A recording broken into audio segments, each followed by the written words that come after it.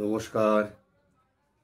আজ আমাদের এই সান্ধ্য বৈঠকে বলতে বসেছি আমার জীবনের বহু পুরনো, বহু অতীতের একটি ঘটনার কথা।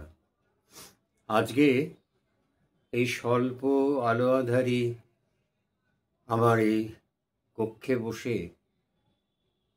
সেই ঘটনার কথা বলতে গিয়ে আজও আমার যেন লোমগুলো খাড়া হয়ে উঠছে, পিঠের শিরদাঁড়া দিয়ে নেমে যাচ্ছে একটা হিম শীতল অনুভূতি। তখন আমি সম্পূর্ণ বেকার, লেখাপড়া শেষ করে বা না করে কিছুটা পড়াশুনো করে ঘুরে বেড়াচ্ছি।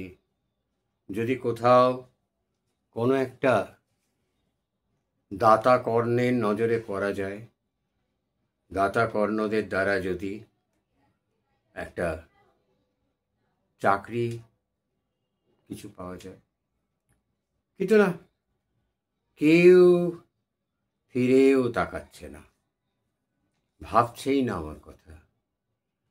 সেদিন হঠাৎ কানে এলো, আমার এক বন্ধু আমাকে জানালো যে তুই এক কাজ কর, কলকাতা উপকণ্ঠ, তখন কলকাতা এত বিস্তৃত হয়নি, কলকাতাই ছিল। একটি স্থানের নাম করে বলল, ওইখানে শ্মশানে এক সাধু আছেন, মহাকাপালিক, পঞ্চমকার সিদ্ধ। পঞ্চমকার জানেন তো? মদ্য, মাংস, মৎস্য, মৈথুন, এই 5 মুদ্রা, এই 5 ক্রিয়ায় তিনি সিদ্ধ। তার কাছে যা, তিনি তোর কাজের ব্যবস্থা করে দেবেন, একটা মাদুলিতেই কাজ হয়ে যাবে। তখন বিশ্বাস করতুম এসবে। এক গভীর অমাবস্যার রাতে ছুটলাম সেই শ্মশানে। কি ভয়ঙ্কর চেহারা সেই তান্ত্রিকের! তার দিকে তাকালে সমস্ত শরীর যেন কেঁপে ওঠে। তিনি আমাকে দেখে বিশাল ভারী একটা কাঁধের ওপর এসে রেখে প্রথম প্রশ্নই করলেন, টাকা এনেছিস? টাকা? আমি বললাম, আগে মহারাজ, টাকার কথা তো বলিনি কিছু। মূর্খ, তোকে আমি এত শক্তিশালী একটা জিনিস করে দেবো, ওই পাঁঠাটার দাম কে দেবে? দেখলাম গাছের সঙ্গে কুচকুচে কালো নধর সুন্দর চেহারার একটি পাঁঠা বাঁধা রয়েছে। অদূরে হাঁড়িকাঠ, দৈত্যের মতো এক চেহারার এক কামার সেখানে বসে আছে, গাঁজা টানছে। বুঝলাম এই কামারই দেবে বলিদান। আমি তখন চিৎকার করে বললাম, আমার কিচ্ছু জানি না মহারাজ, আমায় ছেড়ে দিন, আমি চলে যাব। শ্মশানে একটা চিতা দাউ দাউ করে জ্বলছে, সেখানে একটি শব পুড়ছে। ভয়ঙ্কর ক্ষুদ্রতান্ত্রিক সন্ন্যাসী বললেন, আজকে রাত্রিটা তুই আবার নষ্ট করে দিলি। খাঁড়াটা তুলে নিয়ে এক কোপে হাত পোড়া মৃতদেহের হাতটা ছিনিয়ে নিয়ে আর দেখতে পারিনি। হয়তো কামড় বসাতে যেতেন। প্রাণপণে ছুটতে ছুটতে পালিয়ে এসেছি। শ্মশান এলাকার বাইরে এসে নিঃশ্বাস নিয়েছি। খেয়াল হয়েছে যে পায়ে চটি জোড়াও পড়ে আসতে পারিনি। পরদিন আমার পরিচিত এক সন্ন্যাসী, তিনিও তন্ত্র সাধনা করেন, গৃহী মানুষ, তার কাছে গেলাম। গিয়ে তাকে বললাম যে, মহারাজ, কালকের ঘটনার আনুপূর্বিক বর্ণনা দিয়ে বললাম, এই সর্বনাশ করেছি, আমার কি হবে মহারাজ? ওহো করে হেসে উঠলেন তিনি। বললেন, তোর কোনো ভয় নেই রে, কোনো ভয় নেই, কিচ্ছু হবে না, কিচ্ছু হবে না। ওই সমস্ত পঞ্চমকার টকার ওগুলো কোনো কথা না। সত্যি সত্যি শ্মশানে গড়াগড়ি খাওয়া খুলি তুলে নিয়ে তাতে দিশি মদ ঢেলে বাঁ হাতের 3 আঙুলে তেপায়া বৈঠক করে তার মধ্যে বসিয়ে গলদ্ধকরণ করাকে মদ্যপান বলে না। মদ্যপান কাকে বলে জানিস? বলে উনি বললেন, আমি আপনাদের শোনাই সেটা আমার কলঞ্চির খাতা থেকে। সোমধারা খরেদ জাতু ব্রহ্মরন্ধ্রাদ্বরাননে পিত্তানন্দময়স্তাং য স এব মধ্য সাধক। অর্থাৎ গাঢ় গভীর ধ্যানের সময় সহস্র পদ্মের ব্রহ্মরন্ধ্র, আমাদের শরীরের ভেতরে গুচ্ছদ্বার থেকে শুরু করে আর খুলি ব্রহ্মরন্ধ্র পর্যন্ত অনেকগুলি পদ্মের স্তর আছে। সেই পদ্মের স্তর থেকে গাঢ় ধ্যানের সময় যে অমৃত ধারা খরিত হয়, সেই অমৃত ধারাকেই তাকেই তন্ত্রে সোমরস বা সুরা বলা হয়েছে।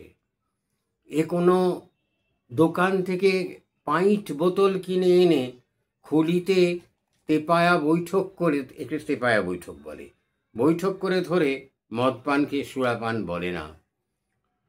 যদুক্তং পরমং ব্রহ্মং নির্বিকারং নিরঞ্জনং তস্মিন প্রমোদন জ্ঞানং তৎমদ্য পরিকীর্তিতম। অর্থাৎ নির্বিকার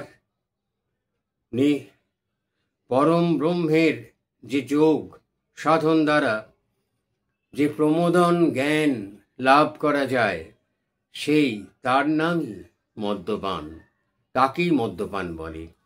এবং এই মদ্যপান হলে সাধকের বহু আসক্তি কেটে যায়। সাধক নিজে একটি ক্ষমতার অধিকারী হন। সে ক্ষমতা আধ্যাত্মিক ক্ষমতা, নির্লিপ্তির ক্ষমতা। এই ক্ষমতা দিয়ে অমুকের চাকরি পাইয়ে দেবো, তমুকের ছেলের বিয়ে দিয়ে দেবো, তার সন্তান হচ্ছে না করে দেবো, এসব ব্যাপার নয়। এসব তান্ত্রিকেরা নানা রকম ভয় দেখাবার জন্য জিনিসগুলোকে তৈরি করে রেখেছেন। তন্ত্রে পঞ্চমকার যে সাধনার কথা বলা হয়েছে, সেই সাধনার কথা বীরাচারী তন্ত্রে বিশেষভাবে বলা হয়েছে। কুলার্ণব তন্ত্রে 7টি আচারের কথা পাওয়া যায়। এগুলি হলো বেদাচার, বৈষ্ণবাচার, শৈবাচার, দক্ষিণাচার, বামাচার, সিদ্ধান্তাচার, কৌলাচার। এই 7টি তন্ত্র আচরণের মধ্যে বেদাচার সাধারণ ও পুরাণ, স্মৃতি প্রভৃতি বিবিধ বিধিকে অনুসরণ করে। দক্ষিণাচার বেদাচারের মতোই শাস্ত্রবিধিকে অনুসরণ করে, আর বামাচার ও সিদ্ধাচার বীরভাবে সাধকেরই বিশেষভাবে অনুসরণ করে। এই বীরাচার গুরু, মন্ত্র, দেবতা, বর্ণ ও ধ্যান, এই পঞ্চতত্ত্বের ব্যবহার হয় এখানে। বামাচারী সাধকেরা আবার পঞ্চতত্ত্ব বা পঞ্চমকার নিয়ে সাধনা করেন। সময়াচারে অবশ্য এই মদ্য, মাংস প্রভৃতি পঞ্চতন্ত্র বা বামাচারের সাধনা নিন্দনীয়। বামাচার, সিদ্ধান্তাচার ও কৌলাচারে যে মদ্য, মাংস প্রভৃতি পঞ্চতত্ত্বের সাধনার কথা বলা হয়েছে, তা কিন্তু যথার্থ সাধকের কাছে পরম লক্ষ্যের পথ। কারণ এই জিনিসগুলো পশু মাংস নয়, এই জিনিসগুলো উৎপন্ন করা মদ নয়, মুদ্রা, ভঙ্গি, মুদ্রা নয়। তাহলে মৈথুন, এই মৈথুন পরম ব্রহ্মের সঙ্গে মিলন, এইগুলো এত সহজ জিনিস না। আমরা আস্তে আস্তে এই বিষয়গুলো ব্যাখ্যা করব, এই বিষয়গুলো জানব।